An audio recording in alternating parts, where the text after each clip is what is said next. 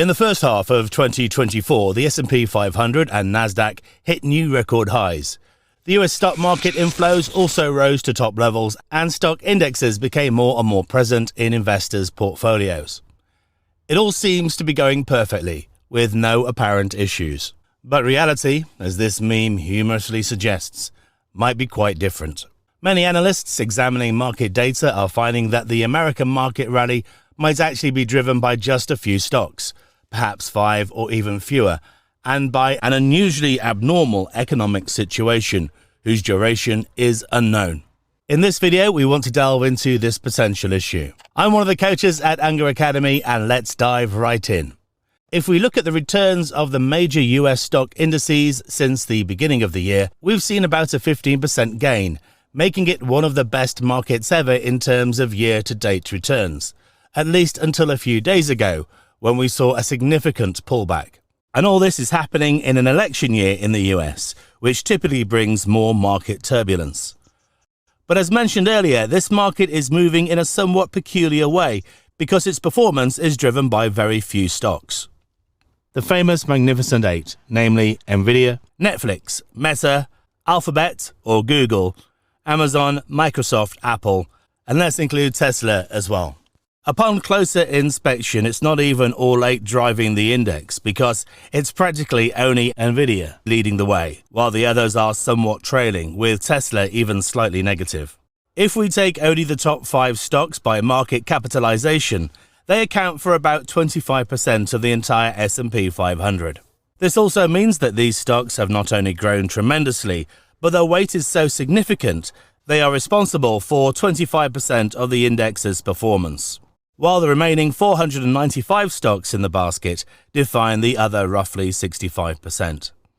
So let's keep this concept in mind. There are few stocks that carry a lot of weight within the S&P 500 index. Another fundamental aspect is that these few stocks that primarily move the index are essentially tech stocks, which we could categorize in the so-called growth sector, meaning these stocks with strong growth prospects in contrast to the value sector, which includes stocks that might have fewer growth prospects, but with more established and stable businesses, perhaps with excellent dividends and profitability, but typically less innovative and therefore with fewer growth prospects. Well, as seen in this graphic we found online, 65% of the stocks today are primarily invested in growth stocks, meaning the Magnificent Eight we mentioned earlier. And this is not very different from the value we saw during the dot-com bubble of 2000, where there was also a strong inclination towards tech stocks. This doesn't necessarily mean we are facing a new bubble, but it is certainly something to reflect on and monitor. At the same time, we might say that if the market is favoring growth stocks, it is neglecting value stocks. As seen in this graph, value stocks have had their second worst year since 1990. It's interesting to see that in a year like 2000, which we mentioned earlier during the tech bubble, what happened afterwards from 2000 to 2007 was a reversal of this situation. So a context in which instead value stocks outperform growth stocks, this is something to keep in mind. It's just an observation, of course, looking at past data. It doesn't mean it will necessarily repeat, but we need to understand what is different now compared to 2000, and if what happened in the past can somehow give us an indication for the future. We can definitely say that in the past, after such performance excesses, we have seen reversals of the situation, with previously neglected market segments becoming more appreciated by investors in subsequent periods. Returning to the current situation, we can say that artificial intelligence has probably given birth to one of the least participatory rallies ever seen, meaning led by very few stocks, as we have seen. When we are in this situation, market cap weighted indices like the S&P 500, where the stocks with the largest capitalization weigh more, tend to outperform equal weight indices, where each stock weighs equally. And we can find confirmation of this in this Fidelity estimate, which quantifies about 2,000 points difference between the index made up of the top 10 stocks by market cap and the remaining 490 of the S&P basket. It's further confirmation that only a few stocks are growing, specifically the largest capitalization stocks, while the rest of the market is behaving very differently. Another signal comes from observing market sentiment So we could say the emotions investors feel about the market, such as greed and fear.